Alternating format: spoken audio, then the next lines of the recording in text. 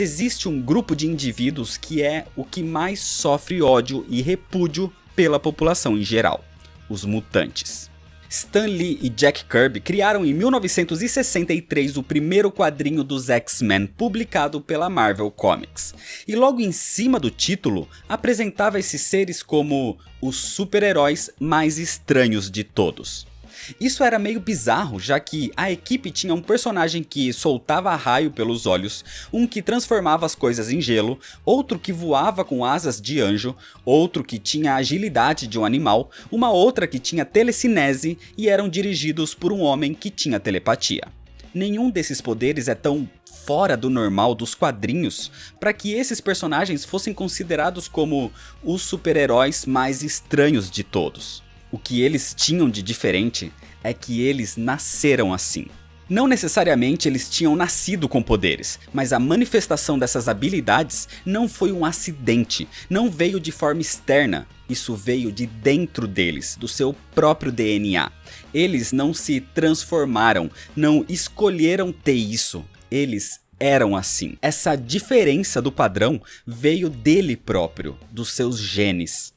Alguém que sofreu um acidente ou algo externo não tem culpa de ter recebido um superpoder como um efeito colateral, mas uma pessoa ser diferente do considerado padrão do nada era motivo para muita estranheza.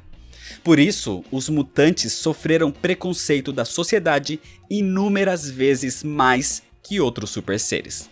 Na década de 60, quando os X-Men foram criados, os Estados Unidos passavam por várias revoluções sociais, sendo uma das mais importantes a questão dos direitos civis dos negros. E como eu disse aqui, a arte imita a vida. Então Stan Lee e Jack Kirby se inspiraram em Martin Luther King e Malcolm X para representar dois pontos de vista de uma mesma luta. Martin Luther King defendia uma convivência pacífica entre as minorias, os negros, e as maiorias, os brancos, e que todos deveriam ter os seus direitos iguais. Essa foi a inspiração para Charles Xavier. Enquanto Malcolm X defendia conseguir os seus direitos numa guerra aberta contra quem lhes negava isso. E essa foi a inspiração para Magneto. Essa luta de uma minoria para viver com os mesmos direitos de uma maioria em vez de ser segregada foi a inspiração para todos os mutantes da Marvel, porque ninguém escolhe nascer com um gene X, e isso não é um problema. Na HQ Deus Ama, o Homem Mata, o Ciclope faz um discurso que abre bem os olhos das pessoas. Ele questiona se rótulos e aparências são mais importantes do que a maneira como os mutantes levam a vida. O que os mutantes supostamente são não deveria ser mais importante do que eles realmente são. Na ideia de que agora a vida imita a arte, trazendo esse pensamento para o nosso mundo, uma pessoa negra deveria ser julgada por esse rótulo, pela sua pele ou pelas suas atitudes. Uma pessoa homossexual deveria ser julgada pela sua sexualidade ou por quem ela realmente é.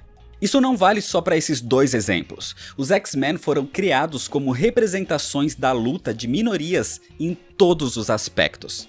Ninguém deveria sofrer preconceito nenhum, e personagens importantes nos quadrinhos da Marvel são referências claras a tudo isso, como a Tempestade, que é uma das primeiras super-heroínas negras das HQs. Magneto é judeu e inclusive viveu durante o Holocausto. O Professor Xavier, além de ser um mutante, é um deficiente físico. O Estrela Polar é um dos primeiros super-heróis assumidamente gay dos quadrinhos, sendo que isso aconteceu só em 1992. Toda a equipe da segunda Gênese é uma representação dos imigrantes. Cada um deles ali saiu do seu país para ir para os Estados Unidos. O Noturno é a representação de como a aparência não tem relação com quem a pessoa realmente é. E isso vale também para outros personagens com formas bestiais, como o Fera, por exemplo. As histórias dos X-Men abordaram esse tema também diversas vezes na forma de subtextos. Como por exemplo, durante os anos 90, onde o surto de AIDS, do HIV, era algo que aterrorizava todo mundo e era considerada uma doença exclusiva dos homossexuais. Nesse período, nos quadrinhos, surgiu o vírus legado, que matava exclusivamente os mutantes. Em Surpreendentes X-Men do Joss Whedon, também tem um exemplo onde a doutora Kavita Hall diz que ser mutante é uma doença. E ela queria criar uma vacina, uma cura mutante. Por ser algo diferente do ser humano considerado como padrão, é por isso que os mutantes são os super seres que mais sofrem preconceito. É o que a pessoa realmente é. Ninguém tem um poder de escolha de nascer com uma pele, com um cabelo, com corpo ou com um poder específico. E isso não faz alguém ser diferente. Então o respeito com qualquer ser, seja ele mutante ou não, deve se valer pelas suas atitudes e personalidades, porque é isso que faz cada indivíduo ser um super-herói.